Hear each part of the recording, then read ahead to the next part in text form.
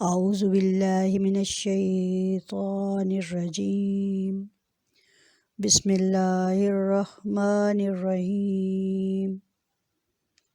الصلاۃ والسلام علیک یا سیدی یا رسول اللہ وعلی آلک و صحابک یا سیدی یا خاتم النبیین۔ السلام علیکم ناظرین محترم، آج میں آپ کے سامنے سورۃ الاحزاب آیت نمبر 40 اس کی تلاوت اور تشریح کے ضمن میں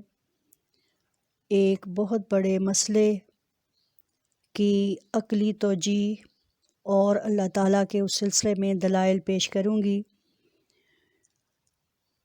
سورۃ الاحزاب آیت نمبر 40، اللہ تعالیٰ فرماتا ہے: ما کان محمد ابا احد من رجالکم ولکن رسول اللہ وخاتم النبیین وکان اللہ بکل شیء علیما۔ ما کان محمد، نہیں ہے محمد صلی اللہ علیہ وآلہ وسلم تم مردوں میں سے کسی کے باپ، ولیکن رسول اللہ، بلکہ وہ تو اللہ کے رسول ہیں، وخاتم النبیین، اور نبیوں میں سب سے آخر، نبیوں میں خاتم ہیں، اور اللہ تعالیٰ ہر چیز کو خوب اچھی طرح جانتا ہے۔ ناظرین محترم، اللہ تعالیٰ کے علم کا احاطہ کوئی نہیں کر سکتا۔ یقیناً اللہ تعالیٰ ہر چیز کو خوب جانتا ہے۔ یہاں ذکر کیا جا رہا ہے محمد صلی اللہ علیہ وآلہ وسلم کے رسول ہونے کا اور خاتم النبیین، یعنی نبیوں کا خاتمہ آپ صلی اللہ علیہ وآلہ وسلم پر فرما دیا گیا۔ آپ صلی اللہ علیہ وآلہ وسلم کو اللہ تعالیٰ نے بیٹے عطا فرمائے، حضرت قاسم رضی اللہ تعالیٰ عنہ، حضرت طاہر رضی اللہ تعالیٰ عنہ، حضرت طیب رضی اللہ تعالیٰ عنہ، اور حضرت ابراہیم رضی اللہ تعالیٰ عنہ۔ لیکن میرے اللہ کی حکمت اس میں یہ پوشیدہ کہ سارے ہی بچپن میں وفات پا گئے، کیونکہ میرے نبی صلی اللہ علیہ وآلہ وسلم خاتم النبیین تھے، اور اگر نبی کریم صلی اللہ علیہ وآلہ وسلم کے بیٹے زندہ رہتے تو یقیناً نبی کریم صلی اللہ علیہ وآلہ وسلم کی سنگت، معیت اور ان کی تربیت ان کو نبیوں کے عہدے پر فائز فرماتی، لیکن میرے اللہ نے ان کو بچپن میں ہی واپس بلا لیا۔ سوچئے کہ نبی کریم صلی اللہ علیہ وآلہ وسلم کی تربیت پانے والے حضرت علی رضی اللہ تعالیٰ عنہ، جو حضرت ابو طالب رضی اللہ تعالیٰ عنہ کے بیٹے تھے، انہوں نے کیا مقام پایا اور کیا مرتبہ ان کے حصے میں آیا کہ انہیں علی مشکل کشا، انہیں مولا علی، اور انہیں حضرت بی بی فاطمہ رضی اللہ تعالیٰ عنہ کے خاوند کا عہدہ اور امیر المومنین ہونے کا عہدہ، اور اسلام میں آپ صلی اللہ علیہ وآلہ وسلم اگر علم کا شہر ہیں تو اس کا دروازہ حضرت علی رضی اللہ تعالیٰ عنہ کو بنایا گیا۔ مرتبہ اور مراتب میں آگے دیکھیں تو حضرت بی بی فاطمہ رضی اللہ تعالیٰ عنہ کے دونوں بیٹوں کو اسلام کے بیٹے، اور وہ قربانی جو اللہ تعالیٰ نے سورۃ الکوثر میں فرمائی، اِنَّا أَعْطَيْنَاكَ الْكَوْثَرَ فَصَلِّ لِرَبِّكَ وَانْحَرْ، پس آپ اپنے رب کی پاکی بیان کیجئے، نماز ادا کیجئے اور قربانی دیجئے۔ یہاں قربانی میں حضرت حسن رضی اللہ تعالیٰ عنہ اور حضرت حسین رضی اللہ تعالیٰ عنہ کی جو قربانیاں، جو شہادتیں نصیب ہوئیں، وہ ان کا ہی ترہ امتیاز تھا۔ کوئی اور شہادت کے اس کمال کو نہ پہنچ سکا جو آپ رضی اللہ تعالیٰ عنہ کو مرتبہ حاصل ہوا۔ یہ آپ صلی اللہ علیہ وآلہ وسلم کی بیٹی سے نسل ہیں، جبکہ کافر آپ صلی اللہ علیہ وآلہ وسلم کو بیٹے نہ ہونے پر طعنہ دیتے تو میرے اللہ نے ان کے لیے حوض کوثر تو کیا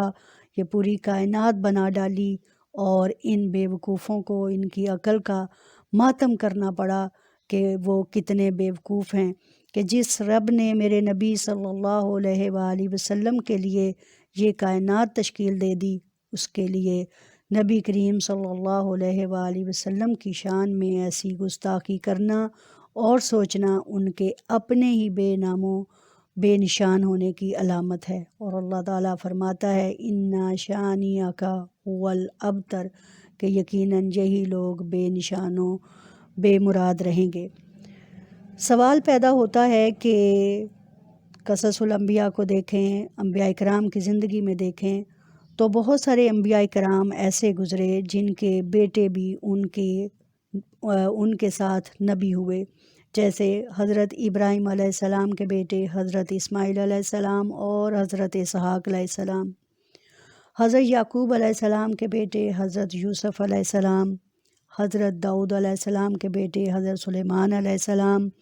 اور حضرت زکریا کے بیٹے حضرت یحییٰ علیہ السلام۔ یقیناً اس چیز کا ثبوت ہے کہ یہ باپ کے بعد بیٹا نبی ہوا کرتا تھا۔ لیکن آپ ان لوگوں کو بھی دیکھیں جیسے حضرت نوح علیہ السلام کا بیٹا کنعان، اسے نبی نہیں بنایا گیا کیونکہ وہ نافرمانوں میں سے تھا۔ اب یہاں سوال پیدا ہوتا ہے کہ جو فرما بردار ہے اس کو نبی بننے کا عہدہ دیا جا سکتا ہے۔ چنانچہ نبی کریم صلی اللہ علیہ وآلہ وسلم کے اگر بیٹے ہوتے تو یقیناً وہ بھی آپ صلی اللہ علیہ وآلہ وسلم کی تربیت ہونے کی وجہ سے نبی ہی ہوتے، لیکن میرے اللہ نے نبوت کا خاتمہ میرے نبی صلی اللہ علیہ وآلہ وسلم پر فرما دیا، چنانچہ اب کسی اور کے نبی ہونے کی گنجائش باقی نہیں رہی۔ اب سوال پیدا ہوتا ہے کہ محمد صلی اللہ علیہ وآلہ وسلم مردوں میں سے کسی کے باپ نہیں، یعنی کہ ان تمام بیٹوں کو آپ صلی اللہ علیہ وآلہ وسلم کے بیٹوں کو مرد بننے کا موقع ہی نہیں ملا، یعنی آپ بچپن میں وفات پا گئے، شباب تک پہنچے ہی نہیں، اور مرد کوئی بھی شخص گردانا جاتا ہے جب وہ عین حالت شباب میں ہوتا ہے اور مضبوط ارادوں کا مالک ہوتا ہے، چنانچہ یہاں پہ مرد نہ ہونے کی نفی کر دی گئی۔ دوسری اس بات کا اظہار کہ حضرت زید بن حارث رضی اللہ تعالیٰ عنہ کو آپ صلی اللہ علیہ وآلہ وسلم کا منہ بولا بیٹا ہونے کا شرف حاصل تھا کہ لوگ حضرت زید بن حارث کو زید بن محمد صلی اللہ علیہ وآلہ وسلم کہنے لگے، لیکن اللہ تعالیٰ نے سورہ احزاب کی ابتدائی آیات میں حضرت زید بن حارث کا اللہ نبی کریم صلی اللہ علیہ وآلہ وسلم کا بیٹا نہ ہونے کا لاجک اور دلیل پیش کر دی، اور وہ یہ کہ وہ آپ کے منہ بولے بیٹے ہیں، یہ لوگوں کے منہوں کی باتیں ہیں اور ان کو ان کے باپوں کے نام سے پکارا جائے۔ چنانچہ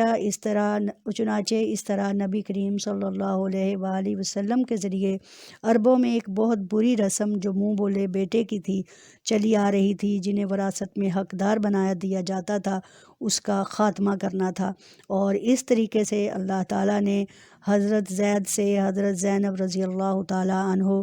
کا نکاح ختم کر کے ان کی متعلقہ حضرت بی بی زینب بنت جاش رضی اللہ تعالیٰ عنہ کا نکاح آپ صلی اللہ علیہ وآلہ وسلم سے کروا دینا اور فرما دینا اللہ تعالیٰ کی بہت بڑی دلیل ہے کہ حقیقی بیٹے ہی حقیقی ہوتے ہیں، باقی منہ کے رشتے ہیں اگرچہ وہ بہت مضبوط ہوتے ہیں، ان میں کوئی کمی، ان میں کوئی شک نہیں، لیکن میرے اللہ نے اس طرح ایک بہت بڑی بری رسم کو ہمیشہ کے لیے ختم کر دیا اور آپ صلی اللہ علیہ وآلہ وسلم کے لیے واضح فرما دیا کہ محمد صلی اللہ علیہ وآلہ وسلم کسی مردوں میں سے کسی کے باپ نہیں، بلکہ آپ کی بیٹیوں سے اللہ نے نسل چلائی، اور بیٹی خاص حضرت بی بی فاطمہ رضی اللہ تعالیٰ عنہ سے۔ یوں یہ معاملہ طے ہوا کہ نبی کریم صلی اللہ علیہ وآلہ وسلم مردوں میں سے کسی کے باپ نہیں۔ اب یہ بات پیدا ہوتی ہے کہ آخر نبیوں کی ضرورت کیوں محسوس کی گئی، کیوں کی جاتی ہے یا کیوں ہوتی ہے؟ اس کی ایک وجہ تو یہ کہ نبی کریم صلی اللہ علیہ وآلہ وسلم تمام امت کے لیے نبی بن کر آئے تھے، تمام لوگوں کے لیے نبی بن کر آئے تھے۔ آپ صلی اللہ علیہ وآلہ وسلم کے لیے اللہ تعالیٰ قرآن مجید میں فرماتا ہے وَمَا أَرْسَلْنَاكَ إِلَّا رَحْمَةً لِّلْعَالَمِينَ، اور ہم نے آپ کو تمام جہانوں کے لیے رحمت بنا کر بھیجا ہے۔ پھر سورۃ الاعراف میں اللہ تعالیٰ فرماتے ہیں قُلْ يَا أَيُّهَا النَّاسُ إِنِّي رَسُولُ اللَّهِ إِلَيْكُمْ جَمِيعًا، فرما دیجئے اے لوگو میں اللہ کا رسول ہوں اور تم سب لوگوں کی طرف رسول بن کر آیا ہوں۔ اس کے بعد اللہ تعالیٰ سورۃ المائدہ میں ارشاد فرماتے ہیں اليوم اکملت لکم دینکم واتممت علیکم نعمتی وردیت لکم الاسلام دینا، آج میں نے تمہارے لیے دین مکمل کر دیا، تم پر اپنی نعمت تمام کر دی اور تمہارے لیے اسلام کو بطور دین پسند کر لیا۔ اب اس کے بعد نعمت تمام ہو گئی، کسی اور نعمت کی ضرورت نہیں۔ چنانچہ نبی کریم صلی اللہ علیہ وآلہ وسلم تمام لوگوں کی طرف نبی بن کر آئے، اب کسی اور نبی کی ضرورت نہیں۔ دوسری وجہ یہ کہ بعض لوگوں نے نبیوں کی تعلیمات کو بھلا دیا، جیسے اس میں تحریف کر دی، جیسے تورات میں، انجیل میں،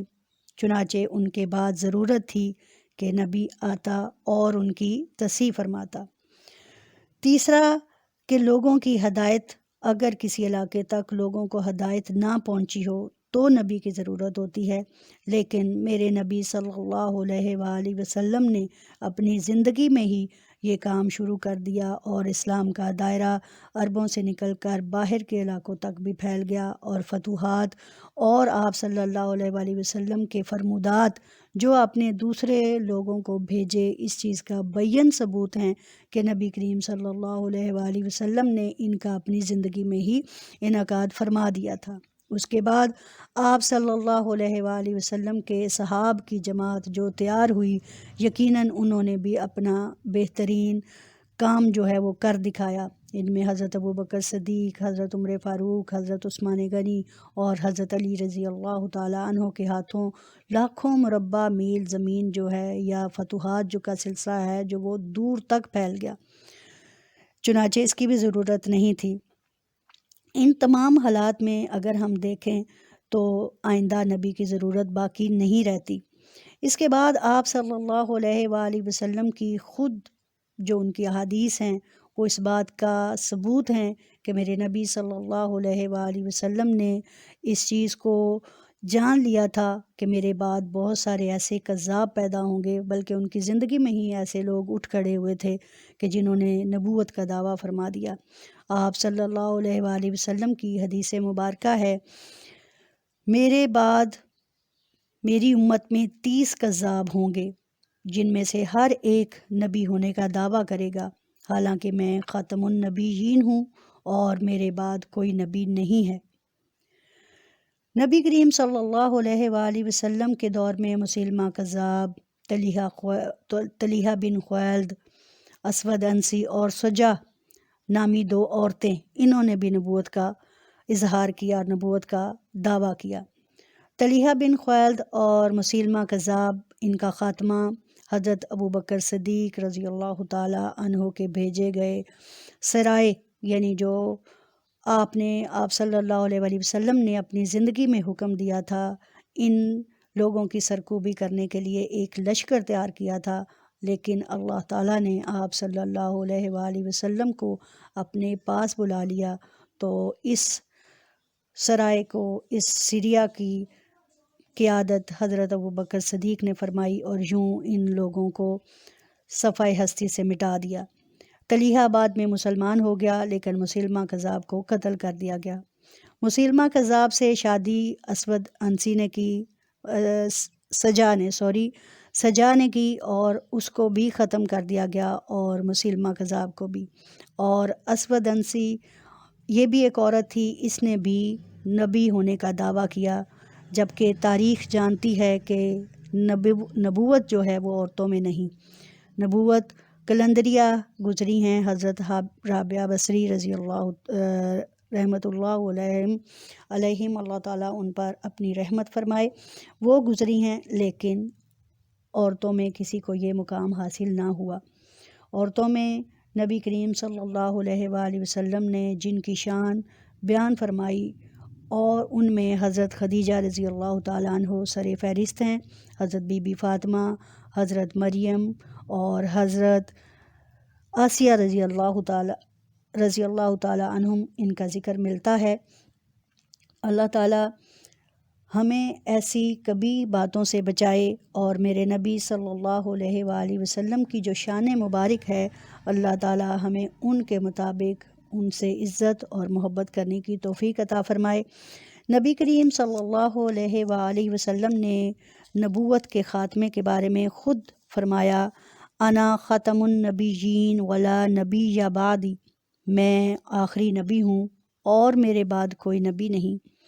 ایک اور حدیث میں رسول اللہ صلی اللہ علیہ وآلہ وسلم فرماتے ہیں، رسالت اور نبوت کا سلسلہ ختم ہو گیا، اب میرے بعد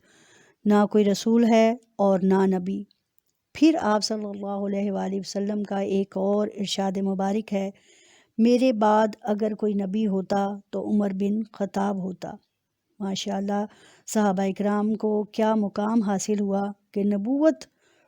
جیسے اعلیٰ عہدوں کے لیے اگر کسی شخص کے بارے میں سوچا جا سکتا ہے تو وہ حضرت عمر فاروق رضی اللہ تعالیٰ عنہ ہیں۔ پھر آپ صلی اللہ علیہ وآلہ وسلم فرماتے ہیں، میری اور مجھ سے پہلے گزرے ہوئے انبیاء کی مثال ایسی ہی ہے جیسے ایک شخص نے ایک عمارت بنائی اور خوب حسین خوبصورت بنائی اور اس کے ایک کونے میں ایک اینٹ کی جگہ چھوڑ دی۔ اس عمارت کے لوگ اس عمارت کے گرد گھومتے ہیں، اس کی خوبی پر اظہار کرتے ہیں کہ کتنی خوبصورت ہے، اور کہتے ہیں کہ آخر یہ ایک اینٹ کیوں نہ لگائی گئی، تو وہ ایک اینٹ میں ہوں اور میں خاتم النبیین ہوں، یعنی میرے بعد نبوت کی عمارت مکمل ہو جاتی ہے، اب کوئی اور جگہ باقی نہیں۔ چنانچہ نبی کریم صلی اللہ علیہ وآلہ وسلم کے یہ فرمان عالی شان سے آپ کو ظاہر ہوا کہ نبی صلی اللہ علیہ وآلہ وسلم پر نبوت کا خاتمہ کر دیا، بلکہ نبوت کا آغاز بھی آپ صلی اللہ علیہ وآلہ وسلم پر ہوا اور نبوت کا اختتام بھی آپ صلی اللہ علیہ وآلہ وسلم پر ہوا۔ آغاز کیسے ہوتا ہے کہ حضرت ابو ہریرہ رضی اللہ تعالیٰ عنہ آپ صلی اللہ علیہ وآلہ وسلم سے فرماتے ہیں، عرض کرتے ہیں، یا رسول اللہ صلی اللہ علیہ وآلہ وسلم، آپ نبی کب بنے؟ تو میرے آقا جواب دیتے ہیں کہ میں اس وقت نبی تھا جب حضرت آدم علیہ السلام کی پیدائش کا عمل جاری تھا، اس سے پہلے میں نبی بنا دیا گیا تھا۔ سبحان اللہ، ماشاء اللہ، کیا شان ہے میرے نبی کی۔ اور دوسری طرف لوگوں کی باتوں کو دیکھیں تو ایسے لوگ جو نبی کریم صلی اللہ علیہ وآلہ وسلم کی شان میں گستاخی کرتے ہیں، ان کے کسی عہدے کسی مراتب میں کسی قسم کی کمی کرتے ہیں، ایسے لوگ خارج از اسلام ہیں، ایسے لوگ اسلام کے دائرے سے خارج ہیں۔ اللہ تعالیٰ ہمیں صحیح معنوں میں اپنے نبی حضرت محمد صلی اللہ علیہ وآلہ وسلم سے محبت کا درجہ عطا فرما دے، کیونکہ محبت ہی بہت بڑی بات ہے۔ مودت تک پہنچنا ہم جیسے لوگوں کی بات نہیں، ہم جیسے ادنا لوگ نبی کریم صلی اللہ علیہ وآلہ وسلم کی محبت سے سرشار ہو جائیں تو یہی بہت ہے۔ وآخر دعوانا الحمدللہ۔